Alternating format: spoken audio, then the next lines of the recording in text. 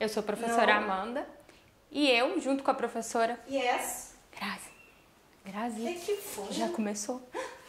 Junto com a professora Grazi, viemos convidar vocês hoje para conversarmos um pouquinho mais sobre as revoluções industriais, né? Nossa vida e a indústria. Enganei vocês, hein? Pegadinha, hein? Então vamos lá. Vocês viram falando aqui em algumas palavras diferentes? Falei inglês, japonês, espanhol. Por que eu falei essas palavras em outras línguas? Para demonstrar, igual a professora Amanda falou, com essas revoluções, com a Revolução Industrial, nós vamos ter mudanças significativas. Imaginem vocês, pessoal, há muito tempo atrás, eu queria conversar com alguém que está lá do outro lado do mundo, mandar uma carta. Quanto tempo não demorava, hein? Era muito difícil. E na época lá mais antiga, que para mandar um recado às vezes demorava 3 meses para o rei saber, imagina a dificuldade?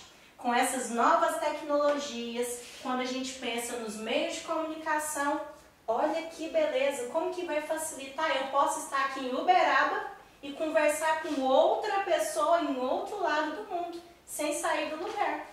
E o melhor, hein? E a internet? Ela permite eu saber acontecimentos que está acontecendo lá em outro lado do mundo em tempo real. Olha que bacana. Mas vamos pensar aqui um pouquinho. Olha as transformações que aconteceram, pessoal. Era muito pesado esse telefone. Olha o barulhinho. Para mim falar com alguém. Agora hoje não, eu posso usar o celular e pelo celular eu posso fazer milhares de coisas. Posso mandar um e-mail, tirar foto, ver filmes, escutar músicas. Olha que bacana. Vamos relembrar, como a professora Grazi estava pontuando, como era. A primeira Revolução Industrial ela ocorre ali nos anos finais do século XVIII, começo do século XIX. E como era a vida dessas pessoas naquele momento? Elas viviam normalmente de produtos manufaturados, né, feito de forma artesanal, onde cada um era dono do seu saber, produzia a sua roupa, produzia a sua charrete, né, para andar com seu cavalo. Fazíamos longas viagens aí, a galope no cavalo, olha que legal, divertido, passeio, vendo a natureza. E de repente, o homem começa a perceber que toda a riqueza mineral que tem ali é possível utilizar a seu favor. E produzir mais, e transformar e facilitar mais. Assim a gente começa a sair da carrocinha e do cavalo e andar no cavalo a vapor, como foram os trens, né, as máquinas ferroviárias. Depois nós vamos evoluindo para os carros, até chegar nesses carros conversíveis e que abre sozinho que nós temos hoje. Não é diferente para o nosso cotidiano. Além dos telefones, como a professora Grazi já comentou, das comunicações, o ferro de passar, imagina o peso para passar roupa com um ferro desse, a professora não aguenta nem levantar. Ou um ferro ligado a gás. Alguém já viu um ferro ligado a gás e não na tomada? As formas de registrar. Como que as pessoas registravam seu cotidiano antes da Revolução Industrial? Através das pinturas. Era pintando que eu tinha a imagem que eu queria guardar. Agora, eu consigo tirar foto. Hoje em dia nem assim, né? É com o celular mesmo, eu tiro foto de mim mesma, eu não preciso nem de um fotógrafo mais. A forma como as pessoas foram tendo lazer foi modificando. Não só vai modificar, primeiramente, a forma de produzir as roupas, que eu não preciso mais da manufatura e passo a produzir na maquinofatura. Hoje eu e a Grazi podemos usar uma roupa em comum, feitas pela mesma máquina. Eu não preciso mais de um artesão para contratar uma outra pessoa que vai me levar um material e isso virar uma roupa. Depois nós vamos transformar nosso transporte e chegar nas transformações do nosso cotidiano, onde eu posso ter uma vitrola, um videocassete, uma geladeira ou algo até mais simples, mas que pra gente faz toda a diferença, né? Uma tomada para carregar meu celular. Imagina viver sem nada disso. A nossa energia elétrica é fruto das revoluções industriais.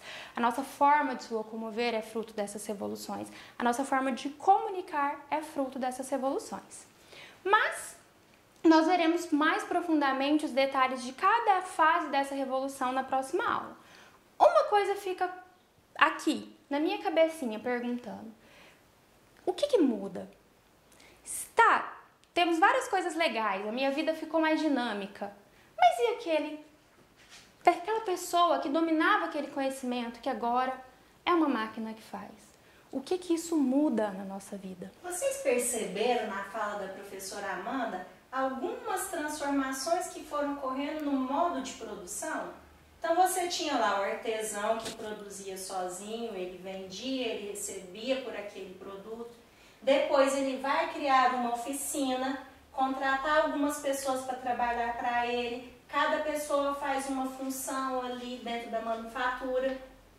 O que vai acontecer ao longo dessa transformação, desse processo? Surgem então as máquinas, igual a professora foi falando. Muita coisa vai modificar a vida das pessoas.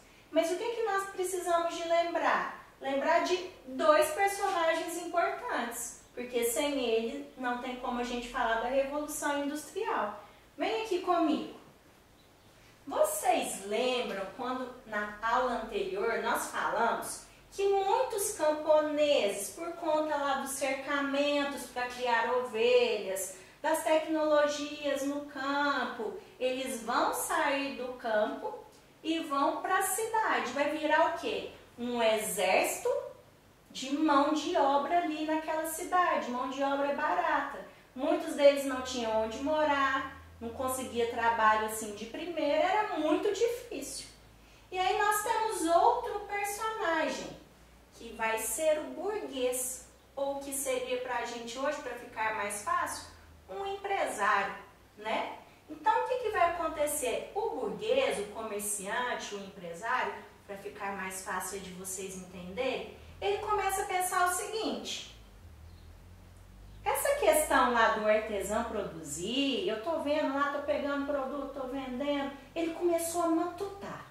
E aí, diante disso, ele pensou e falou assim: já sei, eu preciso de controlar o tempo, eu preciso de controlar o ritmo da produção. E aí, o que ele faz? Ele cria uma fábrica. Professor, mas como que ele criou uma fábrica? Olha aqui na mão do nosso burguês, o que ele tinha? Muita grana, o cara era rico. Então, com essa riqueza toda que ele tinha, ele poderia criar a fábrica, colocar ali dentro daquela fábrica os meios, né, que seriam necessários para a produção. Vamos pensar lá, as máquinas, né? Ele teria todos os recursos necessários para bancar aquele lugar. Tá, mas ainda faltava alguma coisa. O que estava faltando, pessoal? A mão de obra, o trabalhador.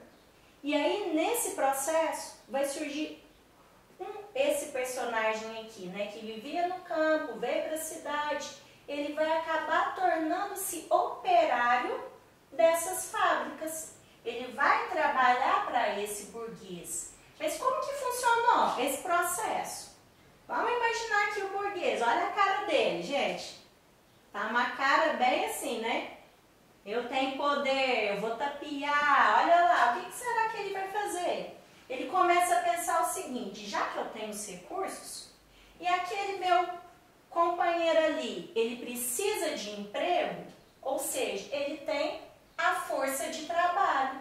Então, o que o burguês vai fazer? Ele vai comprar a força de trabalho desse operário. Aí vocês podem estar pensando aí: professor, então foi ótimo para esses camponeses que foram para a cidade, para esses operários, mudou a vida deles. Aí vocês se enganam. Vou dar um exemplo aqui para ficar mais fácil. Vamos imaginar que esse burguês criou lá uma fábrica de sapatos. Vou usar a nossa moeda de hoje, só para entender, pessoal. Esse operário, ele vai produzir um sapato e aí ele vai receber por cada sapato R$5.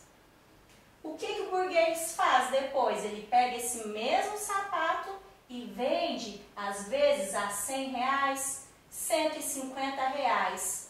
Ou seja, o valor que o operário vai receber, que o trabalhador vai receber, vai ser muito baixo. E ainda, se a gente pensar nos dias de hoje, que nós podemos fazer essa relação de trabalho também, o trabalhador às vezes produz aquele sapato e ainda compra o sapato na loja. Como ele não tem dinheiro, o que ele faz? Compra a prestação. E aí comprar a prestação não é legal. Deu para entender, pessoal? O burguês, ele tinha todos os recursos necessários para montar a fábrica, colocava a máquina, todos os recursos necessários e, consequentemente, ele contratava a força de trabalho desse nosso personagem aqui, que é o operário. Nesse contexto que a professora Grazi explicou, vão surgindo novas necessidades. Por que as aspas? Se antes o ser humano ele adquiria aquilo que ele precisava, eu comprava um sapato porque eu estava descalça, eu comprava uma roupa para tampar o meu corpo, me vestir de acordo com aquela ocasião que eu iria.